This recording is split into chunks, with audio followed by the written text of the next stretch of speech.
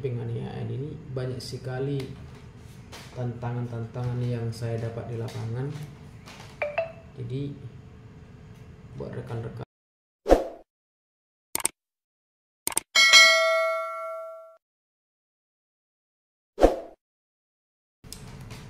oke baik, terima kasih semuanya. Kembali lagi di channel saya Jerman Siregar selaku managing partner dari Jerman Siregar dan rekan.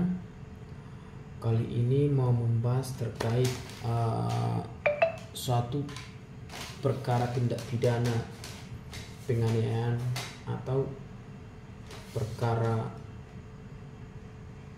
diduga pasal 170 KUHP.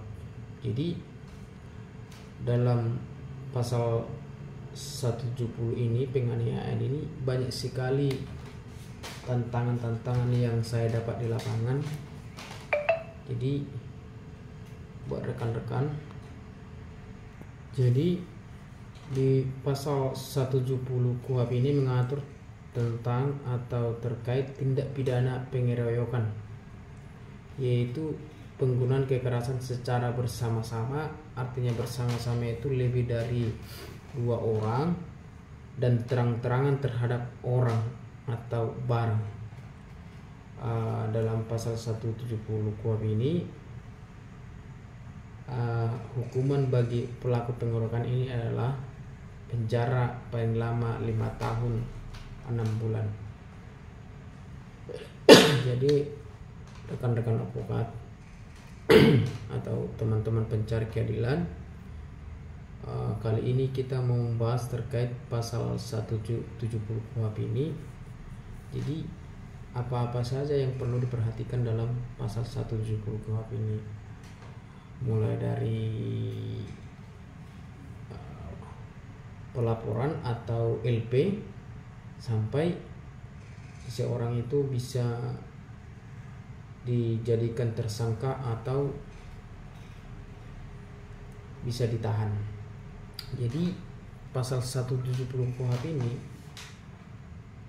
seperti yang kita maksud, dasar hukumnya dulu adalah pasal 184 KUHP terkait alat bukti. Jadi yang saya alami di lapangan dalam pasal 170 KUHP ini adalah terkait pengeroyokan secara terang benderang. Artinya yang sudah saya lakukan sejauh ini adalah dalam pasal 170 KUHP ini, saya sebagai pembela dari penasihat hukum dari korban.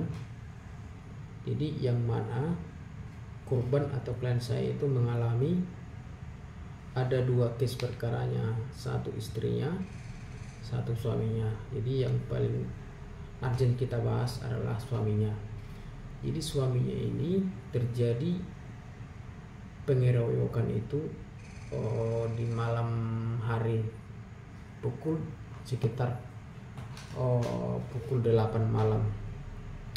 Jadi pada saat kejadian, klien saya atau korban ini berada di rumah tetangganya atau di rumah saudaranya. Yang terjadi sama dia itu, tiba-tiba datang orang mencari atau mengeroyok dia, dan orang tersebut melukai klien saya ini, yang mana dalam lukanya adalah ada di sikut, di perut, di dada, di kepala lebam, sama di kaki diikat. Bahkan yang paling parah, dia itu kehilangan fungsi atau giginya patah 2. Jadi sangat jelas ini adalah pasal 170 KUHP, penganiayaan secara terang benderang. Jadi yang saya lakukan atau sudah sejauh mana perkara ini, yang saya lakukan, klien saya ini atau korban sudah hampir 3 kali diperiksa di BAP. Baru yang kedua, klien saya ini atau bahkan kami sudah memberikan bukti atau alat bukti ke penyidik. Di antaranya alat yang digunakan pada saat kejadian, yaitu tali mengikat kakinya. Karena dari kejadian bahkan keterangan saksi itu klien saya atau korban ini sudah diperlakukan tidak manusiawi atau dikeroyok lebih dari 10 orang, kakinya diikat dan diseret-seret. Nah, jadi yang terjadi adalah kakinya saya sudah memberikan berupa alat bukti atau alat yang digunakan pada saat kejadian itu adalah tali mengikat kakinya. Yang kedua, orang-orang itu atau para pelaku itu melakukan tindak pidana itu secara bersamaan. Ada yang memegang kakinya, ada yang mengikat kakinya, ada yang memegang tangannya, ada yang menyikut lehernya, bahkan di kepalanya, di dadanya, di kakinya, semua itu lebam-lebam memarah. Baru pada saat kejadian itu korban ini ada pintarnya, langsung dia melakukan visum. Jadi sekarang visum itu sudah diminta oleh penyidik dari rumah sakit karena itu aturan mainnya. Baru kita sudah memberikan alat-alat bukti mulai bajunya.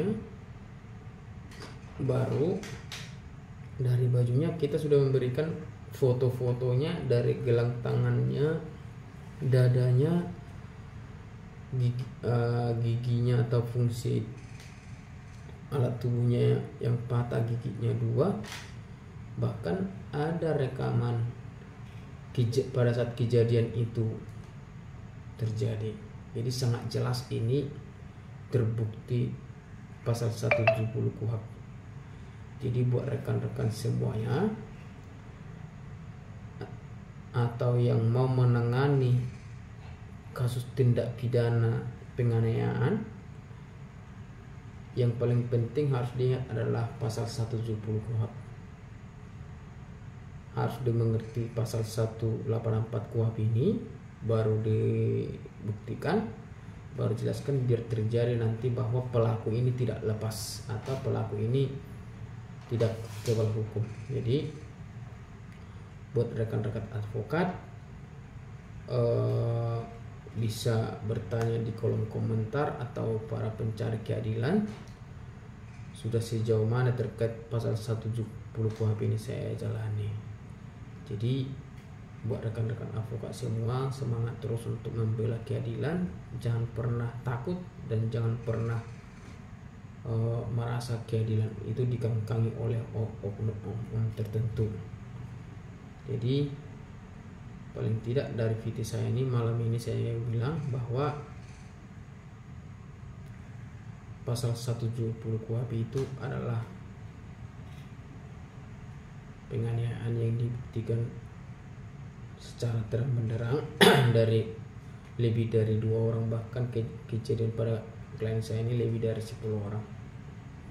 Jadi saya akhiri video saya ini. Jika ada teman-teman atau kawan-kawan yang mau bertanya terkait pasal 170 KUHP, bisa tulis di kolom komentar, bisa kita sharing-sharing. Sekian video dari saya, dari kantor hukum Jerman Siregar dan rekan. Terima kasih.